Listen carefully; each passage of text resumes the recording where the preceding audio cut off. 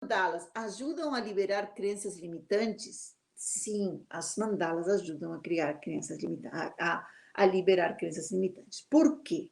Por que, que elas ajudam a criar, a liberar as crenças limitantes? Porque a partir do momento que você se coloca, não é que eu comecei a fazer as mandalas e esse programa todo através dessas crenças limitantes. Foi justamente para eliminar as crenças limitantes em relação à abundância que eu comecei a fazer todo o processo, porque eu disse, existe uma série de crenças limitantes que muitas pessoas têm, né? E se eu começar a fazer esse processo de fazer mandalas para eliminar essas crenças limitantes, vai ser muito interessante.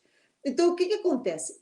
A mandala, ela trabalha num conjunto, ela não é uma coisa separada. Então, primeiro a gente vai fazendo estrutura, né? Quando a gente faz a estrutura, a gente já vai liberando uma porção de coisas, mesmo quando você coloca uma intenção. Porque, na verdade, o que é uma crença limitante? Né? É algo que impede você, mas que ela não é real, ela é uma crença. A crença se pode mudar.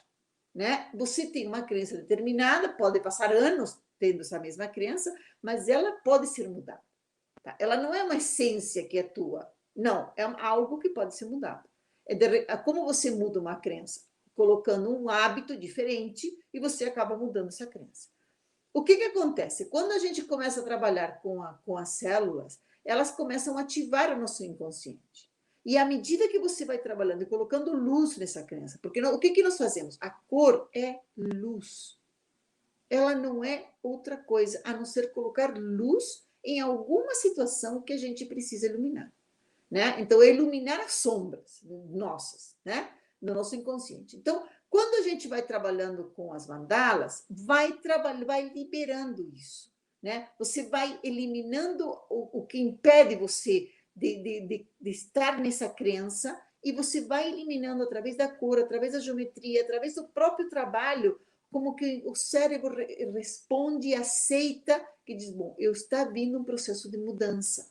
Né? E ele diz, bom, eu posso mudá-lo, porque não é a crença não é algo que faz parte do teu ser. Ele simplesmente se colocou ali por cultura, por religião, por uma série de coisas que a gente cria um monte de crenças, né? Que muitas vezes só atrapalham mais do que facilitam. Mas as crenças, graças a Deus, a gente consegue eliminá-las e elas não são tão complicadas, né? Uma crença não é um conflito. Até hoje de manhã eu falei sobre isso. Uma crença não é um conflito, ela consegue ser eliminada e consegue ser substituída por outra. Então, à medida que você vai trabalhando com isso, acaba liberando também uma série de coisas.